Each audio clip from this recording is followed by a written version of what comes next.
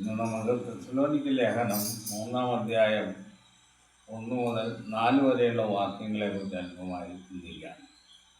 ആകയാൽ നിങ്ങൾ ക്രിസ്തുവിനോടുകൂടെ ഉയർത്തെഴുന്നേറ്റിരിക്കുന്നുവെങ്കിൽ ക്രിസ്തു ദൈവത്തിൻ്റെ വലത്തുഭാഗത്ത് ഇരിക്കുന്നിടമായ ഉയരത്തിലുള്ളത് അന്വേഷിക്കും. ഭൂമിയിലുള്ളതല്ല, ഉയരത്തിലുള്ളത് തന്നെ ചിന്തിക്കും. നിങ്ങൾ മരിച്ചു, നിങ്ങളുടെ ജീവൻ ക്രിസ്തുവിനോടുകൂടെ ദൈവത്തിൽ മറഞ്ഞിരിക്കുന്നു.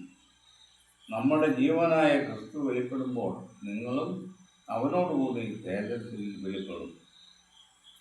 ഇതൊരു പ്രത്യേക വിഭാഗത്തെക്കുറിച്ച് പറയുന്ന, എന്ന് പറഞ്ഞാൽ യേശുക്രിസ്തുവിൻ്റെ സഭയായി തീരുവാനുള്ള വിശ്വാസികളെക്കുറിച്ച് മാത്രം ഉദ്ദേശിച്ചിട്ടുള്ള ഭാഗമാണ്.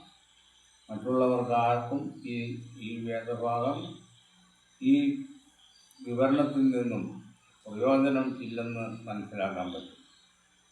യേശുക്രിസ്തുവിനോടുകൂടെ മരിച്ചു എന്ന് പറയുന്നത് സ്നാനത്താൽ സൂചിപ്പിക്കപ്പെടുന്ന, സ്നാനത്തിൽ ജലത്തിൽ മുഴുകിയുള്ള സ്നാനം, അത് മരണത്തെയും പുനരുത്ഥാനത്തെയും സൂചിപ്പിക്കുന്നു.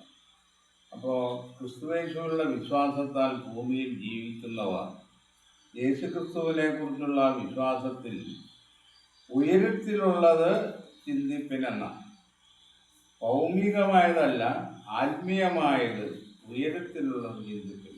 കാരണം ഈ തിരഞ്ഞെടുക്കപ്പെടുന്ന വിഭാഗത്തിന് ഭാവി ജീവിതം സ്വർഗത്തിലാണ് എന്ന് ഉള്ളതുകൊണ്ടാണ് ഉയരത്തിലുള്ളത് ചിന്തിപ്പിൻ എന്ന് പറഞ്ഞിരിക്കുന്നത്. അപ്പോൾ ഈ വിശ്വാസികൾ മരിച്ച് നിങ്ങളുടെ ജീവൻ ക്രിസ്തുവിനോടുകൂടെ ദൈവത്തിൽ മറഞ്ഞിരിക്കുന്നു. ഇവിടെ ദൈവത്തെക്കുറിച്ചും ക്രിസ്തുവിനെക്കുറിച്ചും പ്രത്യേകം പറയുന്നുണ്ട്. അപ്പോൾ ഒരു വിശ്വാസി മരിക്കുമ്പോൾ ആ ശരീരം നഷ്ടപ്പെടുന്നു, ആ ജീവൻ ക്രിസ്തുവിൽ മറഞ്ഞിരിക്കുന്നതാണ്. ആ ജീവൻ വീണ്ടും ഒരു ശരീരത്തിൽ ലഭിച്ചെങ്കിൽ മാത്രമേ ആ വ്യക്തി ജീവിക്കുന്നുള്ളൂ. അപ്പോൾ ആ ജീവൻ യേശുക്രിസ്തുവിൻ്റെ സംരക്ഷണയിൽ പിതാവിൻ്റെ അടുക്കൽ ഉണ്ടെന്നുള്ളതാണ്. അപ്പോൾ ഇത് തിരികെ ലഭിക്കുന്നത്, ഈ ജീവൻ തിരികെ ലഭിക്കുന്നത്, നിങ്ങളുടെ ജീവൻ ക്രിസ്തുവിനോടുകൂടെ ദൈവത്തിൽ മറഞ്ഞിരിക്കുന്നു. നമ്മുടെ ജീവനായ ക്രിസ്തു വെളിപ്പെടുമ്പോൾ നിങ്ങളും അവനോടുകൂടെ തേജസ്സിൽ വെളിപ്പെടും. അപ്പോൾ ഈ ജീവൻ തിരികെ ലഭിക്കുന്നത് യേശുക്രിസ്തുവിൻ്റെ 2-ാം വരവിലാണ്.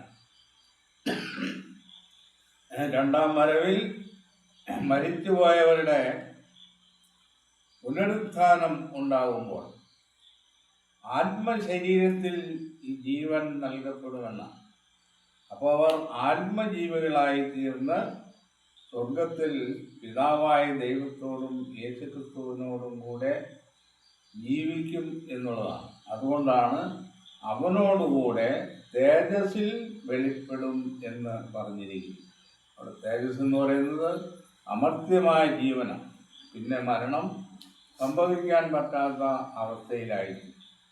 ബാക്കിയുള്ള മാനവരാശിയെ സംബന്ധിച്ച് മുഴുവൻ മനുഷ്യരാശിക്കും ഈ ഭൂമിയിലാണ് ഭാവി ജീവിതം എന്ന് വ്യക്തമാക്കുന്ന ഒരുപാട് പഠന വിഷയങ്ങൾ വേദപുസ്തകത്തിലുണ്ട്. അത് നമുക്ക് പിന്നീട് പര്യാലോചിക്കാം. ഇത്രയും പറഞ്ഞുകൊണ്ട് വിഷയം അവസാനിപ്പിക്കുന്നു.